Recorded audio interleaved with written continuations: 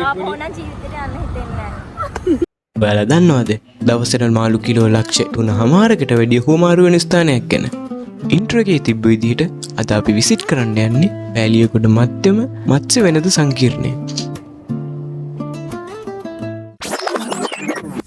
Hello guys, අපි උදේ පාන්දර පෑලියගොඩ මාළු මාකට් යන ගමන් අපි පට්ටිය හන්දියෙන් බැහැලා දැන් පයින් යන ගමන් අද ගමන් සගිය ඉන්නවා 3 දෙනෙක් මාත් එක්ක. හිමාෂි, තෙපුනි, සජිනි. අපි තමා ටීම් එක මේ අපේ කේස් ස්ටඩි එකේ ඉන්න පෑලියගොඩ ෆිෂ් මාකට් එකේ එන්වයරන්මන්ටල් ඉම්පැක්ට් එක වෙන විදිය තමයි බලන්න යන්න. අපි යන් බලමු ඉස්සරහට මොකද්ද වෙන්නේ කියලා බලමු.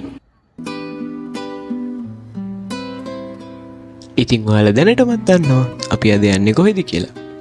මේ වගේ සර්වේ එකකට හරි කේස් ස්ටඩි එකකට හරි ඔයාලා පෑලියගොඩ ෆිෂ් මාකට් එකට යනවා නම් කලින් දැනුවත් කරන්න ඕනේ.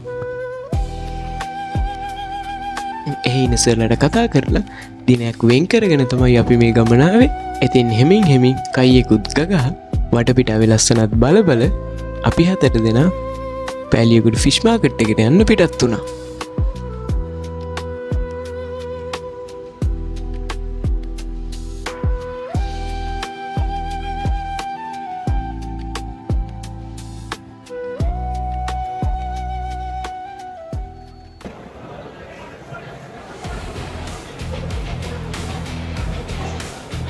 අද අපි ආව ශ්‍රී ලංකාවේ තියෙන ලොකුම මාළු හබ් එකට. ඒ කියන්නේ පෑලියගොඩ මධ්‍යම වෙළඳ සංකීර්ණයට. හැබැයි අද ආවේ නිකම්ම මාළු ගන්න නෙමෙයි. ගෲප් 7 විදිහට මෙතන තියෙන ලොකු පරිසර ප්‍රශ්නයක් ගැන හොයලා බලන්න. ඔයාලා විශ්වාස කරනවද මේ හෙක්ටයාර් 3.2ක් පුරා පැතිරුණු භූමියට හැමදාම මාළු කිලෝග්‍රෑම් ලක්ෂ 3.5කට වඩා ලැබෙනවා කියලා? මුළු ලංකාවෙන්ම ව්‍යාපාරිකයෝ ට්‍රාන්ස්පෝර්ටර්ස්ලා දහස් ගණන් මෙතෙන්ට දිනගතා එනවා. ඇතුළට ආවම තේරෙනවා මේක මාරම බිසි, ඒ වගේම ආර්ථික අතින් සුපිරිම වටින තැනක් කියලා.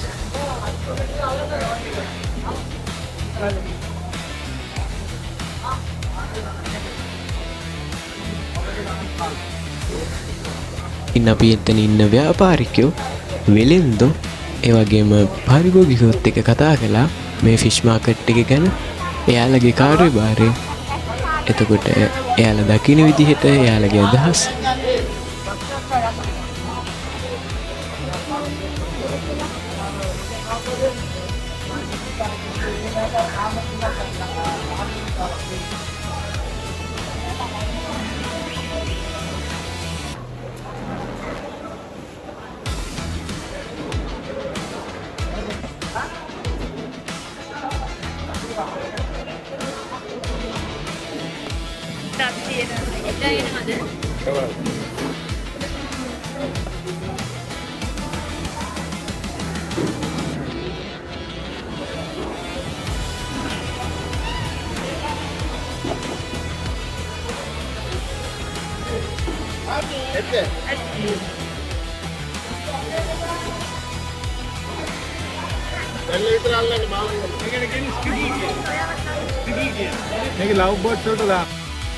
ඉතින් මේ වගේ තැනක දිනපතා ජනනය වෙන ප්‍රධානම ප්‍රද්‍රව්‍යයක් තමයි වේස්ට් වෝටර්, නැත්නම් අපිරිසිදු ජලය.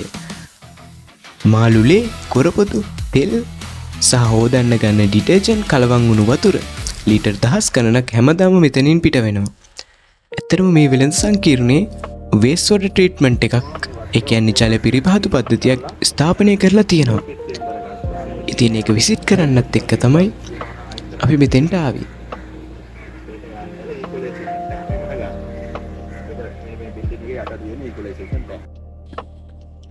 ඉතින් ඊට පස්සේ අපි වේස්ට් වෝටර් ප්ලාන්ට් එක බලන්න ගියා. මිස්ටර් ජෝයි තමයි ඔය අපිට විස්තර කරලා කියලා දෙන්නේ. ඇත්තටම A to Z idea එකක් අපිට ගන්න පුළුවන් වුණා මේ වේස්ට් වෝටර් ප්ලාන්ට් එක ගැන. ඒකේ යන process එක කොහොමද? ඒවට භාවිත කරන උපකරණ, resources, ඒවට භාවිත කරන machines, technology, මේ හැම දෙයක්ම ගැන ලොකු idea එකක් ගන්න අපිට පුළුවන් වුණා. එයාලා කිව්ව විදිහට දැනට ඒක උපරිම කාර්යක්ෂමතාවයෙන් ක්‍රියාත්මක වෙනවා.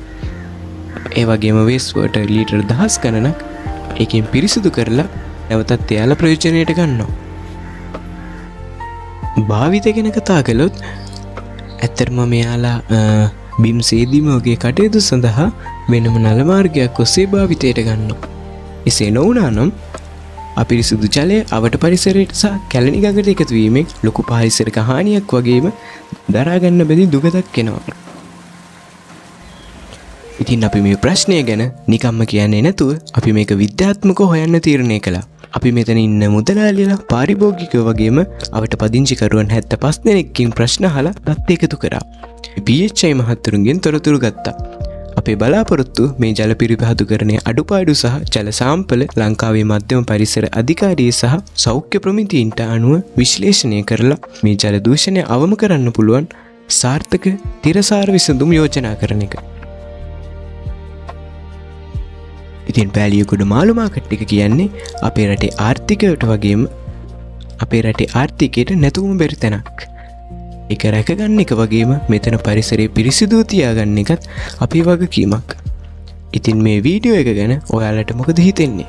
පල්ලෙහෙන් කමෙන්ට් කරන් යන්න. මේ වගේ තවත් වටිනා වීඩියෝ බලන්න අපේ channel එක subscribe කරන්න අමතක කරන්න එපා. ඊළඟ vlog එකකින් හමු වෙමු. හැමෝටම සතුටින් පරිස්සමින් ඉන්න ඕනේ. ජය වේවා.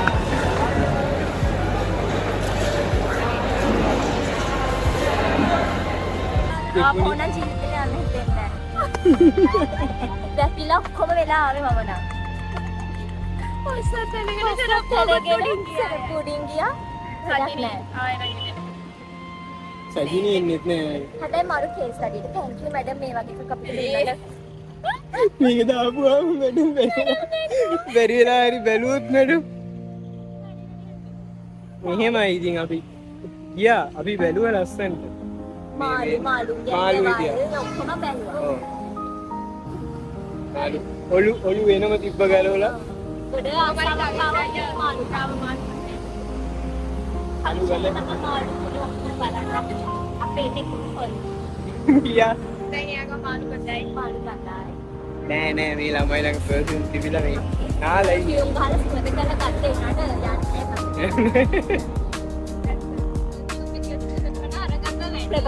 ඔව් දැන් මං බස් එකකට ගිහිල්ලා ආයෙත් ටිකට් ගන්න ඕනේ.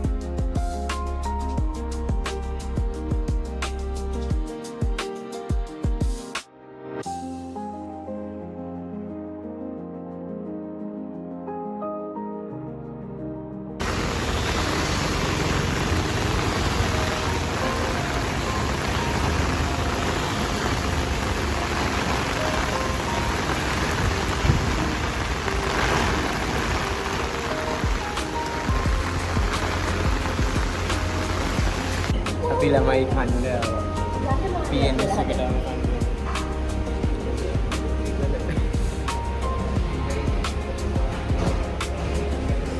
අපි ගාව වලකටයි ලේබල් එකක් තියන්න ඕනේ. මේ තෙපුණිය ළමයි මෙහෙට හොඳටම වහිනවා. අපි දැන් ඉන්නේ පෑලියගොඩ මාළු මාකට් එක බලන්න ගිහින් එන ගම මේට වහිනවා ගයිස්. මාර විදිහටම වහිනවා.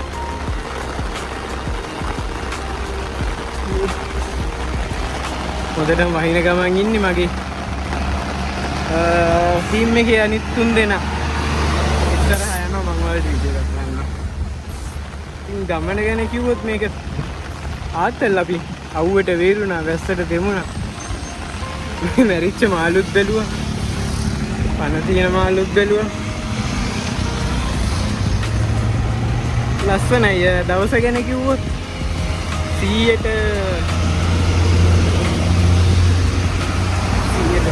10න් ගත්තොත් 10න් 5ක් වගේ තමයි දෙන්න පුළුවන්. මේක හොඳටම හොඳ නෑ. පොඩි අවුල් ටිකකුත් තියෙනවා. ඉතින් guys දැන් ගෙදර යන්න තමයි තියෙන්නේ. ආයි දවසක අවසක තව vlog එකකින් හම්බෙනකම් බයි කියන්නේ. බයි ළමයි. ආයි දවසක හවසක තව vlog එකකින් හම්බ වෙනකම් හැමෝම සතුටින් පරිස්සමින් ඉන්න ඕනේ. මේ මල් කුඩේ මගේ නෙමෙයි මේ බට්ටිගේ.